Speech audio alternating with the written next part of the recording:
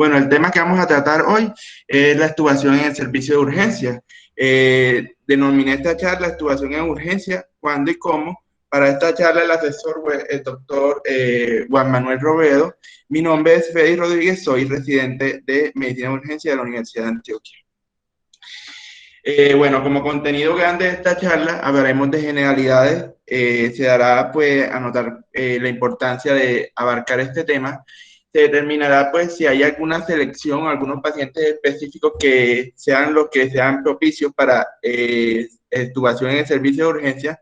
Se hablará un poco del procedimiento, cómo se realiza, los cuidados post-extubación y finalmente las conclusiones. Bueno, en términos generales, tenemos dos escenarios grandes donde se realiza el proceso de extubación, que serían los quirófanos y la unidad de cuidados intensivos o cuidados especiales.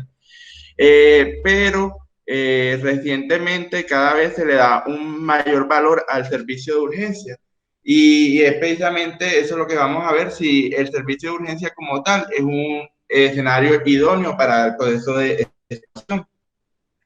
Y por eso precisamente la pregunta pues me realicé al momento de preparar la charla, y es que si es viable y seguro la extubación en urgencias.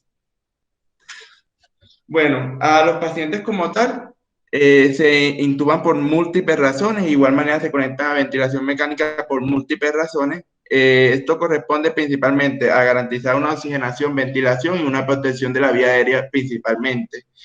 Pero es notorio que los pacientes deban recibir ventilación mecánica, pero que ésta sea el menor tiempo posible, pues necesario.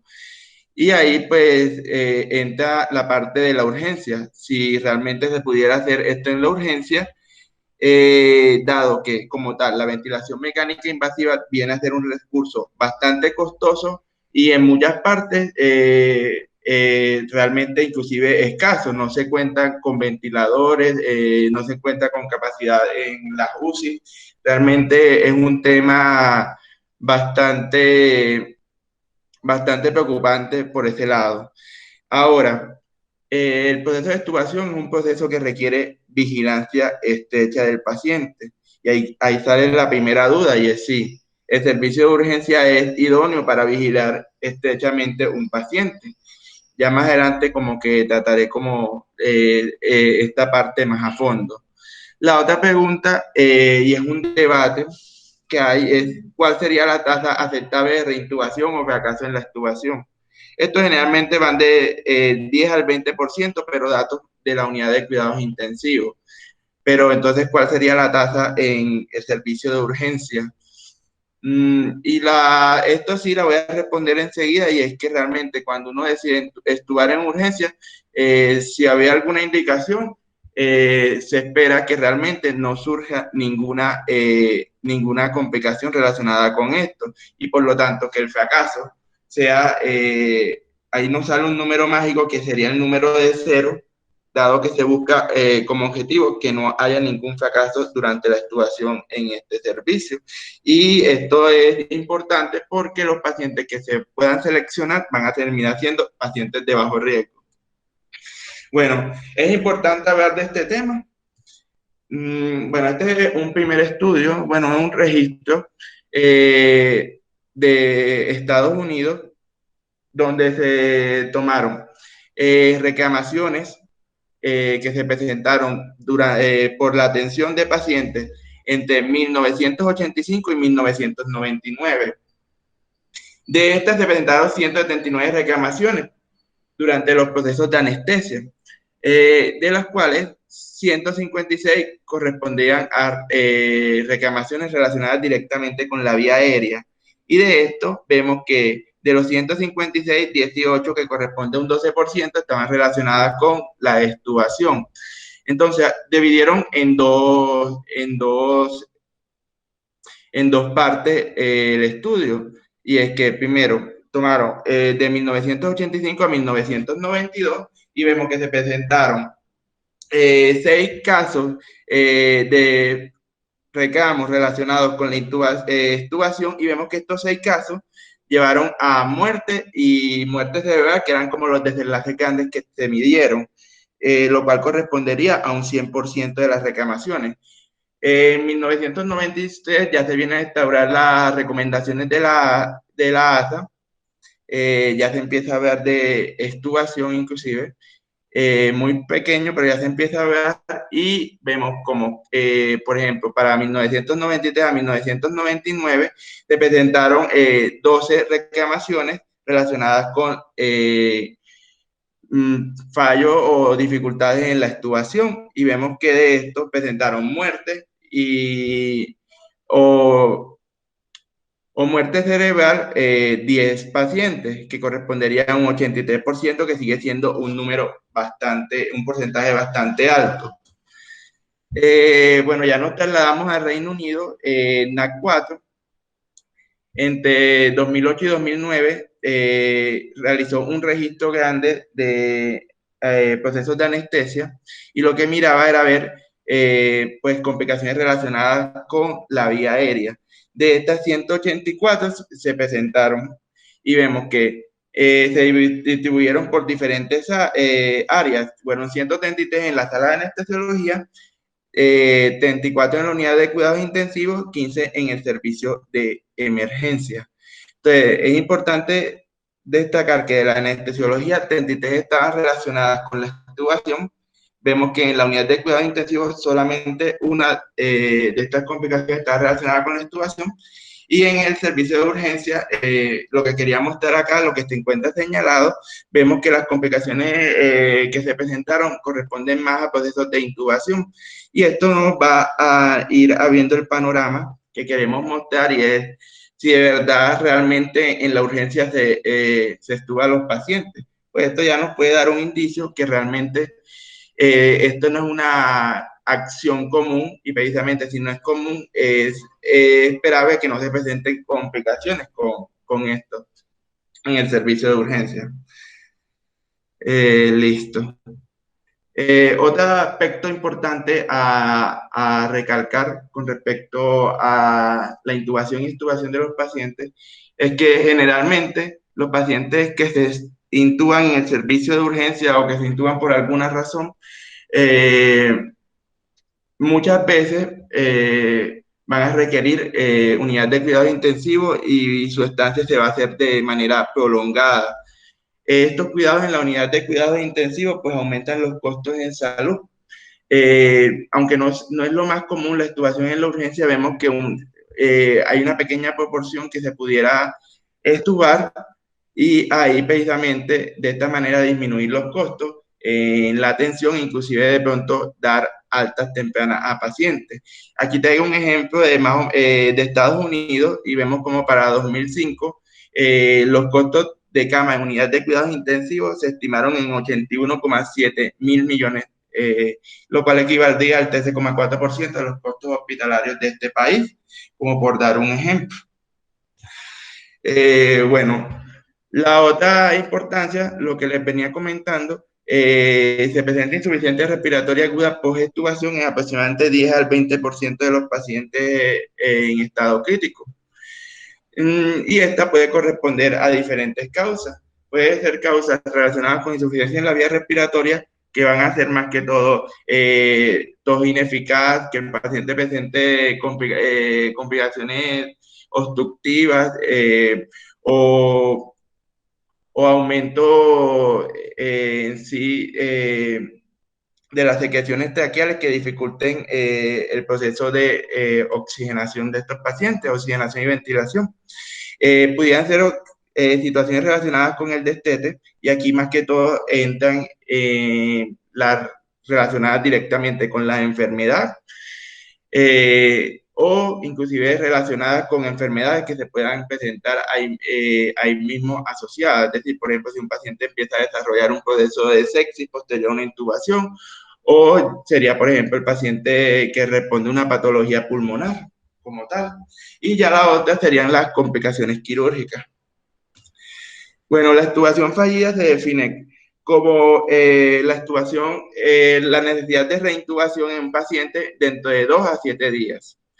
Y es importante evitar que se presente esta, dado que va a estar relacionada con sucesos, con desenlaces poco favorable. Vemos que aumenta la mortalidad entre un 25 a un 50%. De igual manera, aumenta el requerimiento de ventilación mecánica prolongada. Esto va a verse relacionado con mayor estancia en unidades de cuidados intensivos y mayor estancia hospitalaria. Y también está relacionada con mayor frecuencia de neumonía asociada al ventilador. Bueno, con respecto a qué pacientes pudiera seleccionar yo para estudiar en el servicio de urgencia, lo primero pues que quise traerles es esta tabla. En sí, la decisión de estudiar un paciente va a obedecer en primera instancia al motivo por el cual se decidió intubar el paciente. Y vemos como dependiendo ciertas características, ciertas indicaciones que se hayan presentado, va a ser más favorable o desfavorable la extubación. Vemos como si el paciente, por ejemplo, corresponde a un accidente cerebrovascular con lesiones a nivel del tallo cerebral, digamos, realmente va a ser desfavorable la extubación. De igual manera, si presenta traumas en la vía aérea o trauma cervical, o si presenta una enfermedad neuromuscular significativa. De igual manera, ciertas características propias del paciente, como que se encuentre inestable hemodinámicamente o como que requiera, tenga altos requerimientos de parámetros ventilatorios. Pero pueden haber situaciones más favorables y ya ahí entra las causas que, por ejemplo, un paciente que se presente con un estado de intoxicación pero se encuentre en estado de sobriedad sería un paciente, un candidato adecuado para un proceso de extubación. Igual manera, si la indicación fue para un procedimiento, dígase, por ejemplo, una endoscopia, también pudiera ser un candidato favorable. Si hay trauma craneano, pero con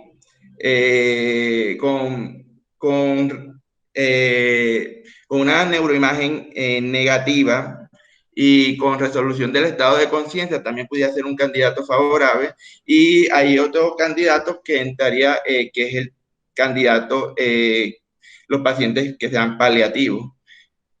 Bueno, y hay ciertas condiciones que con cierta precaución se pudieran realizar un proceso de extubación. Ahí entra, por ejemplo, la anafilaxia, cuando ya yo tengo resolución del edema laringio y resolución sintomática. Por ejemplo, también estaría la crisis asmática o de POC, que el paciente presente mejoría significativa. También procesos cardiopulmonares, un edema cardiogénico, cuando se resolvió el proceso de hipoxia, hipercapnia y después de la instauración de un manejo adecuado. Y otro sería, por ejemplo, los pacientes con estado mental indiferenciado, pero sí hay que tener cierta consideración y es que esto pues realmente es muy variable, entonces sí había que analizarlo con mayor detenimiento. Para realizar una extubación debo garantizar por lo menos que se cumplan estos parámetros, y es que el paciente se haya resuelto la indicación inicial por la cual se decidió intubar el paciente, que éste sea capaz de oxigenar y ventilar con configuraciones mínimas del ventilador, que esté despierto y sea capaz de seguir órdenes, que esté estable hemodinámicamente. Otra cosa importante es que la intubación inicial no se haya presentado ninguna complicación. Ahí podríamos entrar también el paciente con vía aérea difícil, que pues, el paciente realmente no haya presentado una vía aérea difícil. Y lo otro también, que se espere mantener una adecuada permeabilidad de la vía respiratoria posterior a la extubación. Entonces, con respecto a determinar si el paciente es capaz de oxigenar y ventilar, tenemos estos tres enfoques que se utilizan, y es que podemos realizar una prueba de respiración espontánea con presión soporte que esté de 5 centímetros y presión positiva al final de la expiración menor de 5. Otro enfoque sería solamente realizarlo con presión positiva al final de la expiración menor de 5, en este ya no estaría la presión soporte, y ya lo otro sería el uso de pieza en T y está conectada a un suplemento de oxígeno solamente. Hay que destacar que realmente las dos últimas son más específicas, pero precisamente por esto pudieran ser negativas en pacientes que se pudieran beneficiar de un proceso de extubación. Entonces eso hay que tenerlo en cuenta. Cuando yo realizo estas pruebas, lo que debo verificar es que se cumplan estos resultados. Estas pruebas se realizan en un promedio de entre 30 y 120 minutos, y lo que se busca es que se consiga una frecuencia respiratoria entre 8 y 30, una frecuencia cardíaca que vaya entre 60 y 140, la presión arterial sistólica que se mantenga en mayor de 90 y menor de 100, o que tenga un cambio menor del 20% desde el valor inicial. Otra cosa importante es que la saturación de oxígeno esté mayor del 92%, con presión arterial de oxígeno mayor de 70, y esto es importante porque nos podemos también en esta radiación de esta prueba ayudarnos de la radiación de unos gases arteriales que nos pudieran dar ciertos valores que nos ayuden a tomar la decisión. Esto con FiO2 menor de 0.4 y con presión positiva al final de la expiración menor de 8. Lo otro es que un volumen corriente espontáneo mayor de 5 mililitros por kilo y que no haya signos de aumento de estado respiratorio, ansiedad que se note en el paciente o que se esté empezando a alterar el estado mental. Otra ayuda que tenemos es el desarrollo de un índice de respiración rápida superficial. ¿Cómo se hace esto? Para esto simplemente tomamos la respiración por minuto y la dividimos entre el volumen corriente. Cuando tenemos valores menores de 75, digamos, es un buen predictor de extubación. Hay que notar en esto que, por ejemplo, cuando se usa la pieza en T, los valores cambian y se toman valores menores de 100. Bueno, con respecto a la evaluación neurológica, ya yo debo empezar el paciente a destetar de la sedación y lograr que el paciente pues sea capaz de seguir ciertas órdenes. O sea, se busca una recuperación completa de la conciencia y pues que pueda cumplir órdenes como por ejemplo que yo le pida al paciente que intente toser, que levante una mano, que levante el cuello, todo esto pues que nos hable que realmente los músculos y la conexión neuromuscular estén preservada en estos pacientes. Lo otro importante a tener en cuenta es que realmente, por mucho que se busque destetar la sedación, hay que tener en cuenta que la intubación como tal es un proceso bastante molesto, incluso doloroso, y que puede ser necesario en estos pacientes, de todas maneras, el uso de analgesia o ansiolítico. Y es aquí donde toma importancia el uso de desmedetomidina, que puede ser útil en estos pacientes.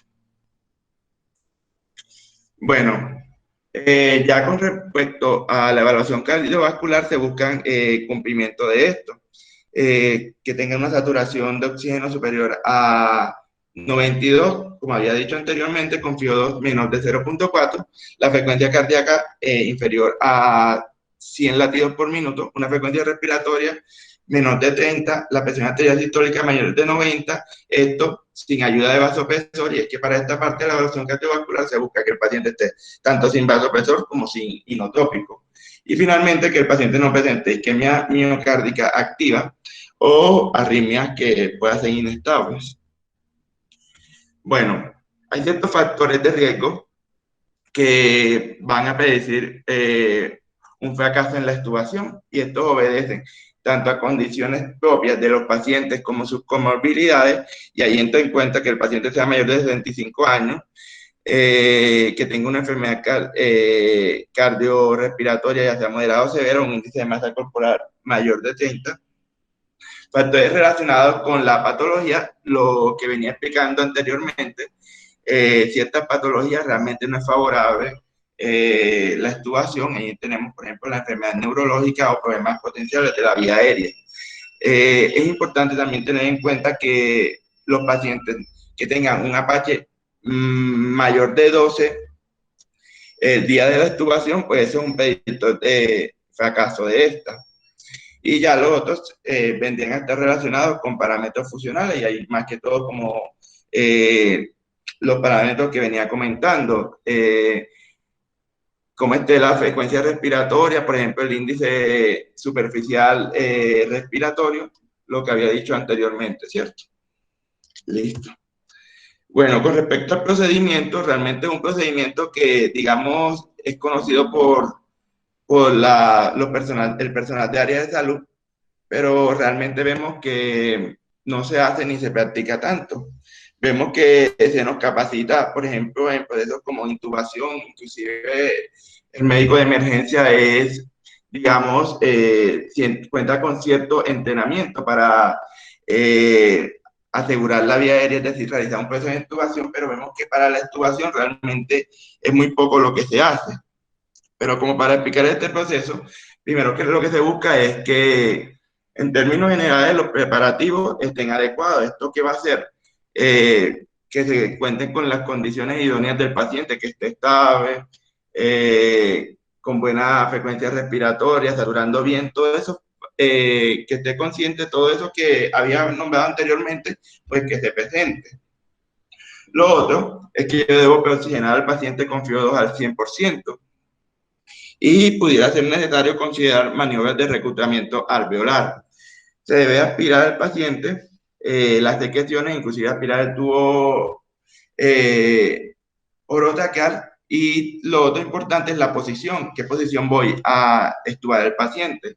En términos generales, se prefiere la posición de olfateo, pero ciertas características del paciente, como por ejemplo la obesidad, puede hacer que yo busque que el paciente esté más bien en posición semisentado, o si tiene riesgo de aspiración, se busca que esté de cúbito lateral. Serían como ciertas características adicionales. Lo otro que se pudiera es realizar presión positiva inmediatamente antes de desinflar el manguito. ¿Esto por qué? Porque se presentan secreciones y digamos esto ayuda como a mover las secreciones que se encuentren por encima del manguito. Ya posteriormente se decide realizar, desinflar el manguito. Debo vigilar el balón, que de verdad el manguito se haya desinflado, porque si realmente no lo desinflé bien, al momento de extubar pudiera ocasionar problemas, daños en las cuerdas vocales, y eso es, bueno, sería una condición bastante compleja en los pacientes. Y lo otro es que después de esto debo continuar con ciertas medidas, como por ejemplo, que ya se van a ir determinando, como por ejemplo el uso de oxígeno o otras terapias que me pudieran favorecer que el paciente no requiera reintubación. Eso ya lo veré más adelante. Bueno, con respecto a la postestubación, en términos generales se busca que contar con personal suficiente y capacitado. Y aquí es donde entra un poco la situación de urgencia, y es que no todas las urgencias son iguales, no todas las urgencias atienden la misma cantidad de pacientes, no todas las urgencias atienden la misma gravedad de pacientes. Y de igual manera no todas están formadas con la misma cantidad de personal y con la capacidad de respuesta ante situaciones que se presenten. Y es que se busca, por lo menos respecto al paciente que decide extubar, requiere una vigilancia estrecha. ¿Y esto qué va a significar? Por ejemplo, por lo menos mínimo una enfermera que lo esté vigilando, una enfermera obviamente que esté capacitada y que pueda reconocer rápidamente y avisar respecto a condiciones que requieran intubación. De igual manera, quien decide realizar la intubación también debería estar pendiente del paciente. Entonces, la relación que se busca es de 1 a 1, es decir, una enfermera por cada paciente, o 1 a 2, una enfermera por 2 pacientes, y vemos que son condiciones que a veces pues ya sería parte de cada uno evaluar cómo es el servicio donde se encuentra, pero realmente es notorio que por lo menos en el país donde estamos, y no solo acá, en muchas partes, estas condiciones a veces no se cumplen. Entonces, como mínimo, debo garantizar al paciente una oximetría de pulso y telemetría continua, y también debería estar monitorizando la presión arterial. Otra ayuda, pero que probablemente no esté disponible en el servicio de urgencia, es la capnografía, pero realmente con estas tres que acabo de nombrar, pues sería suficiente para la monitorización. Se hace una monitorización intensiva, lo que decía, estrecha del paciente, y cuánto tiempo. Realmente no hay un consenso generalizado, pero se entiende que por lo menos mínimo sea 1 hora. Y esto va a variar dependiendo de las patologías. Vemos que cuando son patologías cardiopulmonares, generalmente el tiempo requerido va a ser mucho mayor. Entonces, eso también para tener en cuenta. Con la extubación hay varios cambios fisiológicos. Aquí voy a poner un poquitico de zoom para que se vea mejor. Entonces, los cambios que se van a presentar, se pueden presentar cambios tanto en la vía aérea como en la misma respiración. Y es que con respecto a los cambios en la vía aérea, uno está con la intubación propiamente, con la reintubación, con la intubación prolongada. Digamos, estas son situaciones que van a favorecer el edema laríngeo. Y otra situación que se podría presentar es el laringoespasmo, que se produce por el cierre posterior a la extubación. Entonces, digamos, son complicaciones que van de carácter obstructivo, que van a terminar afectando y aumentando el trabajo respiratorio. Ya respecto a los cambios en la respiración, tenemos que puede haber cambios tanto en la áreación respiratoria como cambios hemodinámicos como neuromusculares. Como por definir los cambios en la áreación respiratoria, digamos que hay un aumento en la presión intratorácica, una disminución en la presión intratorácica, y lo otro importante es que en el tórax, pues realmente vemos que en sí presenta una heterogeneidad, donde pueden haber en una zona altas presiones como bajas presiones. Todo esto va a terminar favoreciendo tanto la formación de atelectasia como edema alveolar. ¿Y por qué es importante esto? Igual manera también aumenta el trabajo respiratorio. Otras causas importantes serían las causas, los cambios neuromusculares. Y es que de manera simple, con la extubación, pues, esta podría ocasionar lesión o debilidad en la parte muscular. Y esto va a ocasionar un desbalance que vemos en el intercambio, en la capacidad de respuesta neuromuscular, como la carga que se esté presentando. Y ya los otros cambios son hemodinámicos, que son varios. En términos generales, para no alargarme tanto, esto en qué se va a ver reflejado. Un aumento en la poscarga y un aumento en la colcarga y una difusión ventricular, de una difusión miocárdica. Otra cosa importante es que, por ejemplo, el aumento de la actividad simpática podría favorecer el desarrollo de hipertensión, taquicardia y arritmia. Y esto se va a ver reflejado básicamente en el desarrollo de falla cardíaca en los pacientes. Y ahí es donde, por ejemplo, pudiera ser inclusive útil la ultrasonografía, la identificación de líneas B en los pacientes, digamos que puede ser un parámetro útil de vigilancia en estos pacientes. Bueno, finalmente todo esto predispone a que el paciente pudiera presentar fallos en la post-extubación.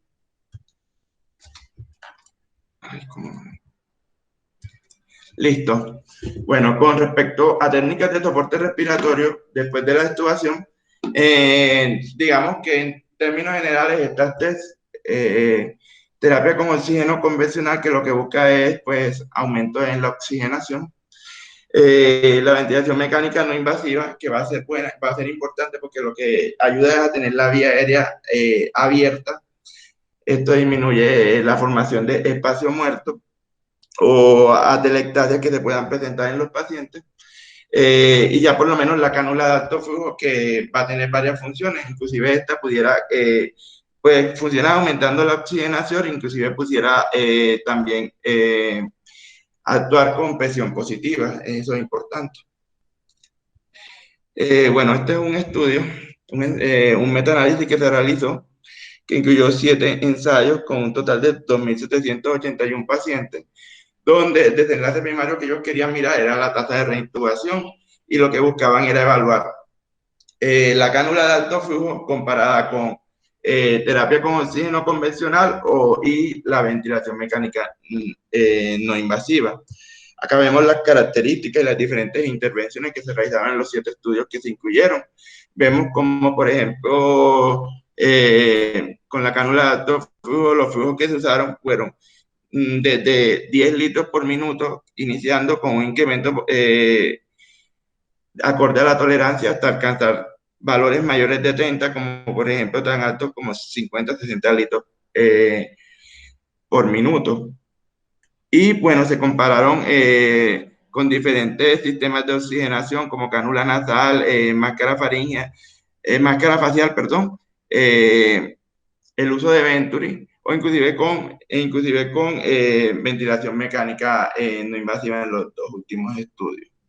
En términos generales, los desenlaces que miraron es la reintubación. Cada estudio definió el tiempo que iba desde 24 horas hasta 7 días para la reintubación. Entonces, ¿qué encontraron ellos? Aquí el Forest Prop que nos muestra respecto a cánula de alto flujo comparada con la terapia con oxígeno convencional.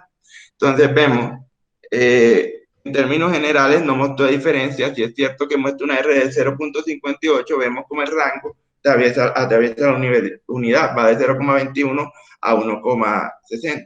Pero importante, los pacientes en estado crítico, vemos como mostró un RR de 0.35, estadísticamente significativo a favor de la cánula de alto flujo, con un rango pues estrecho y que no atraviesa la unidad de 0.19 a 0.64.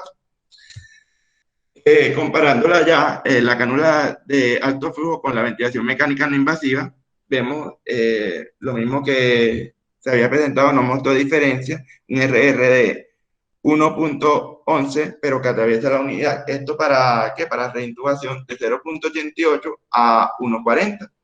Listo. De igual manera, tanto en pacientes críticos como postoperatorios, tampoco fue significativa la diferencia. Entonces, yo voy a realizar estrategias de soporte ventilatorio de acuerdo a las condiciones que se me presenten. Y es que pudiera hacerla de manera facilitativa, preventiva o terapéutica. Y de acuerdo a esto, yo voy a determinar con qué me puedo ayudar para realizar estas, con las técnicas que había nombrado anteriormente. Entonces, facilitadora que es que, digamos, el paciente, el caso principal sería el paciente con EPOC, donde se ha demostrado que la ventilación mecánica no invasiva es favorable en estos pacientes. Se pudiera pasar directamente desde ventilación mecánica invasiva a ventilación mecánica no invasiva y esperando obtener unos buenos resultados. Ya la estrategia preventiva es cuando yo preveo que pueda presentar un fracaso en la extubación y que pueda requerir reintubación, y lo que voy a determinar es con qué terapias pudiera ayudarme para evitar esto. Y es que, por ejemplo, dependiendo del riesgo, tenemos que los pacientes con riesgo bajo pudiera usarse la terapia con oxígeno convencional, pero ya en riesgo alto me ubica tanto la ventilación mecánica no invasiva como el uso de cánulas de alto flujo en un mismo nivel, y es que pudiera ser útil, listo, tanto en pacientes médicos como en postoperatorios. Y ya la parte terapéutica es cuando el paciente pues se extuba, está desarrollando una insuficiencia respiratoria, y yo lo que quiero evitar es que el paciente haya que reintubarlo. Y es aquí donde, pues digamos, de igual manera, por lo menos para pacientes médicos no está recomendada el uso de la terapia con cánula de alto flujo, pero vemos que para el paciente postoperatorio sí se puede utilizar. Listo. Y de igual manera, es lo mismo con la ventilación mecánica no invasiva, pero esta sí la podríamos usar en pacientes médicos. Listo.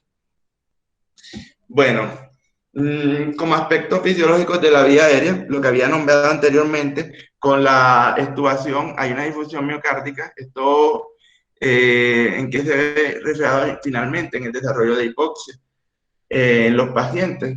¿Y cómo se soluciona esto? Básicamente garantizando una buena oxigenación en los pacientes. Aquí también ha mostrado utilidad el uso de ventilación mecánica no invasiva. Y el uso de terapias, dado que el paciente se puede presentar con un edema pulmonar, pues el uso de terapias que favorezcan el manejo de esta, y ahí entra el uso de nitroglicerina y inclusive también podría tener utilidad el uso de diuréticos. Lo otro importante es que el estado mental se puede ver alterado. ¿Y esto qué implica? Se puede ver alterado tanto por patologías propias del paciente como por la misma intubación. Generalmente, pues, como cuña para decir aquí, pues, digamos, un estado mental alterado que se presente en el servicio de urgencia, realmente uno no puede decir que sea asociado con la intubación. Esto diferente fuera el caso en la unidad de cuidados intensivos cuando ya lleva mucho tiempo el paciente intubado y pues se presenta un delirio que, digamos, esto afecta a la cognición y puede ser tanto hiperactivo como hipoactivo, como de características mixtas. Lo otro importante es que pudiera presentar estridor post-extubación. Eh, digamos que esto más que todo se presenta en los pacientes que tienen intubación después de cierto tiempo. Se podría presentar tan corto como a las primeras 24 horas. Generalmente pues está más relacionado a más de 36 horas, pero en términos generales de más de 4 días inclusive. La estrategia para evitarlo es el uso de esteroides, pero vemos que no es una conducta muy propicia del servicio de urgencia, dado que realmente los pacientes intubados en el servicio de urgencia no es que realmente lleven mucho tiempo intubados. Entonces, digamos, como para ver esa parte. Lo otro es que una vez se presente, el manejo va a ser de igual manera con esteroides y también se podría usar epinefrina en estos pacientes. Y ya finalmente, pues otro aspecto a tener en cuenta es el paciente paliativo. Ya esto corresponde como a una connotación ética y es que realmente, dependiendo la manera de mirar a los pacientes, digamos, para muchas familiares es, digamos, incómodo ver un paciente que está presentando mucho esfuerzo respiratorio, intubado. Hay que ser consciente y ser sincero con los familiares. Decirle que realmente eso no le duela es mentira. Realmente eso le está ocasionando daño a los pacientes. Eh, pero bueno, entonces aquí, como para tener este tema en consideración, importante que en el paciente paliativo realmente no realizo los ejercicios que había nombrado antes, sino que si una vez se decide el paciente estubar, este pudiera ser estubado. Bueno, este es un estudio observacional retrospectivo. Incluyó pacientes de 2004 a 2005, en total incluyó 50 pacientes. Fue realizado en una unidad de trauma y el desenlace que quería mirar era la tasa de reintubación no planificada. Un desenlace secundario que miraron ellos era la alta desde el servicio de urgencia. Entonces, ¿qué conseguiría el estudio? Los pacientes, pues, es un estudio observacional, pero lo que se hizo es como determinar los resultados que se presentaron en los pacientes que se estudiaron.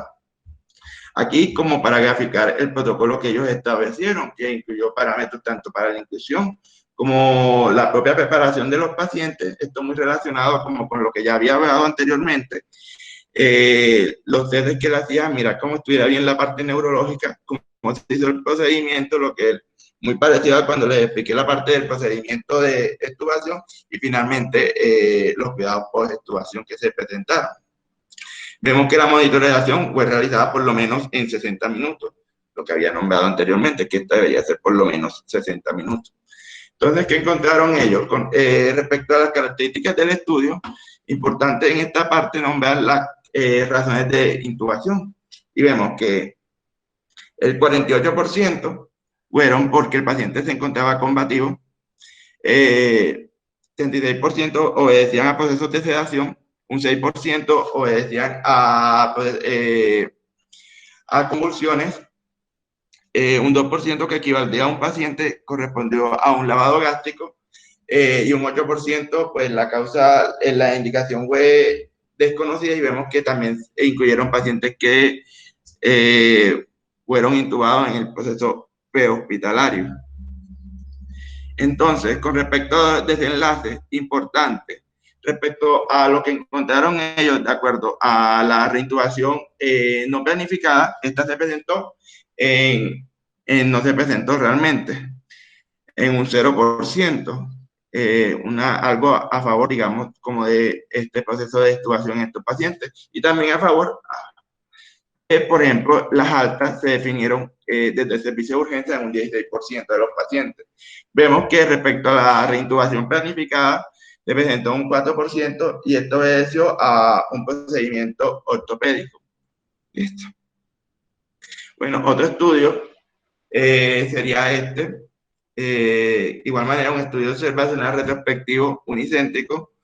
Una cuestión que se está mirando hoy en día es que, por ejemplo, hay una modificación en los servicios de urgencia. Digamos, el servicio de urgencia tradicionalmente, como lo conocemos, vemos que presenta modificaciones, y es que ya se empieza a hablar de servicio de urgencia como áreas de reanimación, y también servicio de urgencia de UCI. Vemos que acá incluyó un servicio de urgencia basado en los cuidados en unidades de cuidados intensivos, que sigue siendo un servicio de urgencia, pero que, digamos, como que desde el aspecto logístico funciona de una manera diferente. Se realizó entre 2015 ahí me disculpan, perdón, me equivoqué, al 2019, y incluyó 202 pacientes. Entonces, la pregunta que ellos hicieron, que se hicieron para desarrollar el estudio, ¿cuáles fueron las características y los resultados de pacientes extubados en un entorno de servicio de urgencia UCI? Listo. Y bueno, con respecto a esto, encontraron lo siguiente. Entonces, aquí vemos, arriba vemos como la distribución, el total de los pacientes fueron 202, pero es importante que en contexto paliativo fueron 60. En otros contextos fueron 142, y acá están como las principales causas, que fueron intoxicación, convulsiones, esofagogastroduodenoscopia, como propiamente como protección de la vía aérea, o que el paciente presentaba depresión del estado mental, que fue el 21, falla respiratoria y otras causas. Entonces, ¿qué encontraron? Con respecto al tiempo en medio desde el proceso desde correspondiente a la intubación con la extubación, fue de 9 horas. Con respecto a la admisión de UCI, vemos que solamente se dio en 7.4%. Esto es importante porque hay que nombrar que realmente un paciente intubado, generalmente, pues digamos, el proceso a seguir es que el paciente vaya a la unidad de cuidados intensivos. Si bajamos ese 100% a un 7.4%, ya por lo menos se hizo algo, ¿cierto? Ya lo otro, encontraron, por ejemplo, respecto a las altas, y vemos que las altas se dieron en 19,8%. Otra aporte importante es, por ejemplo, el fallecimiento, pero vemos que todos los que fallecieron fueron más que todo pacientes paliativos. Y finalmente, respecto a la reintubación no planificada, solamente se presentó en un caso, que correspondía a un paciente del grupo de protección de la vía aérea y depresión del estado mental. Entonces, digamos, ya más o menos como con lo que he dicho, trataré como de resumirlo un poco más y mostrarles ciertos algoritmos que pudieran ser aplicables.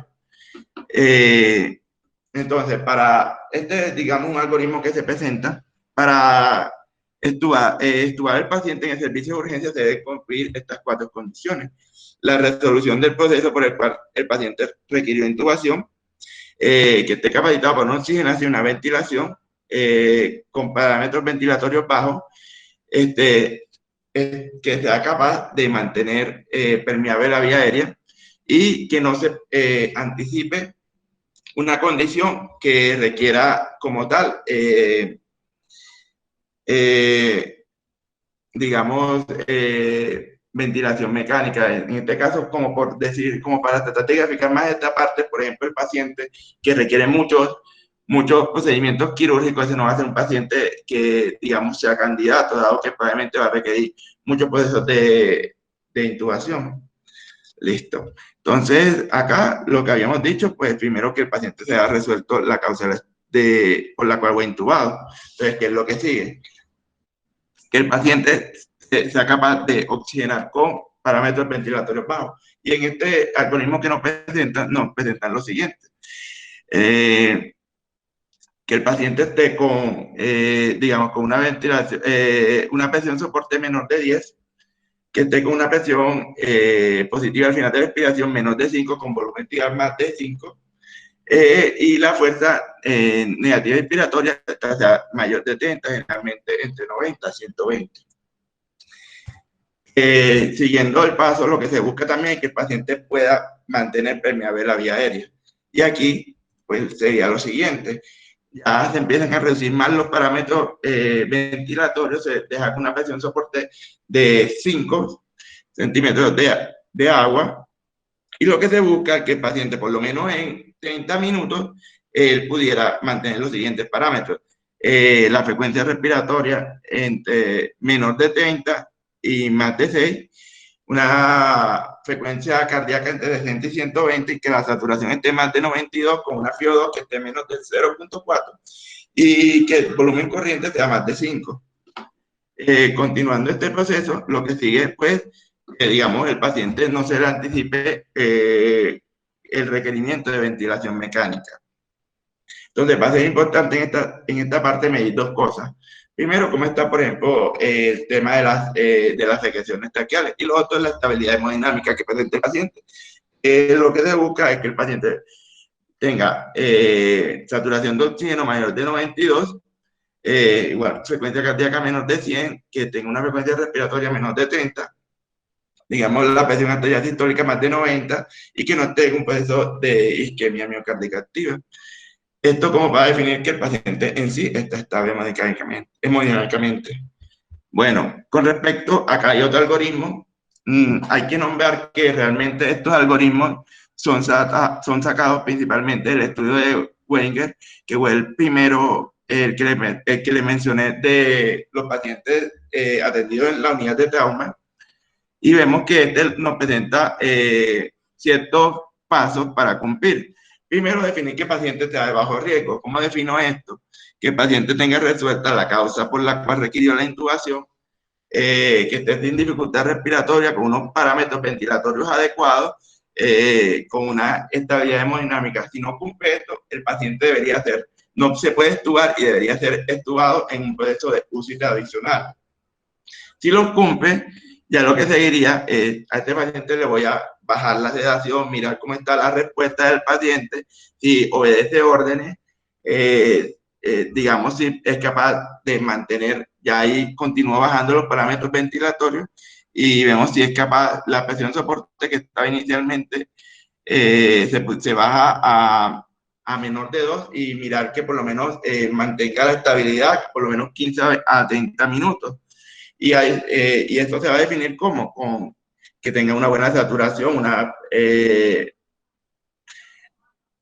una buena frecuencia cardíaca, y es que vemos que si la saturación está a menos de 90, la frecuencia cardíaca mayor de 140, una presión arterial sistólica más de 200, la frecuencia respiratoria más de 30, o el paciente está muy ansioso, o al contrario está con estado de alerta bastante deprimido, sumado a esto, a que el paciente no sea capaz de obedecer comandos, digamos, ese paciente no va a ser candidato a extubación en servicio de urgencia, sino que obviamente pasa a un contexto de extubación en una UCI tradicional.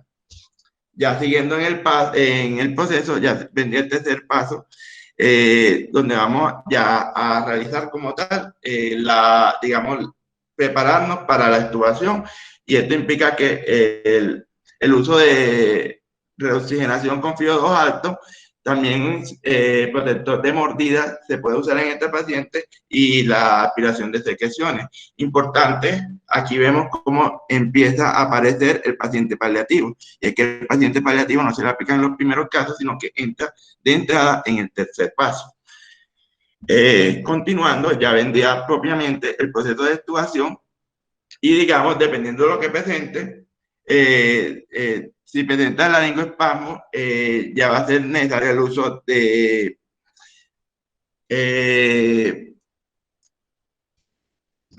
medicamentos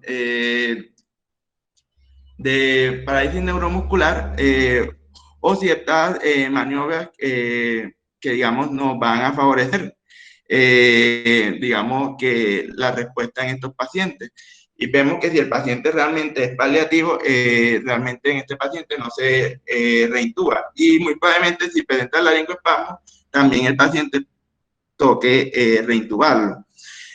Bueno, ya aquí ellos nos dan un caso, nos dan como un algoritmo, y es que primero comenzamos con terapia de oxígeno convencional a 4 a 6 litros y vemos que si la respuesta es adecuada, pues se pudiera continuar, pero si la respuesta es inadecuada, ya pasamos a el uso de ventilación mecánica no invasiva.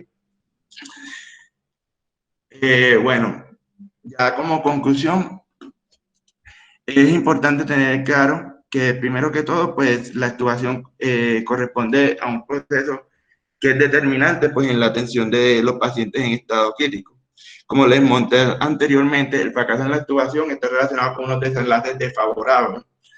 Con respecto a si es posible la extubación en urgencia, que me toca a mí responder esa pregunta, por lo menos desde lo que revisé, es necesario decir, primero, la evidencia es muy pobre, es muy poca. Realmente solamente 2 estudios y estos de carácter observacional. Pero, digamos, como que nos dan pie a ciertas actitudes que se pudieran tomar y dependiendo a cómo responda el servicio, pudiera ser viable la extubación. Y es que para lograr la extubación se necesita que se cumplan ciertas características, tanto en la parte logística de la unidad como del paciente. Y es que, primero, necesito garantizar esa vigilancia estrecha. Lo que les mencioné en un principio, que probablemente los servicios de urgencia son muy variados. En ciertos servicios de urgencia es probable que esto se pueda realizar, como en otros es probable que no, por las características propias del servicio.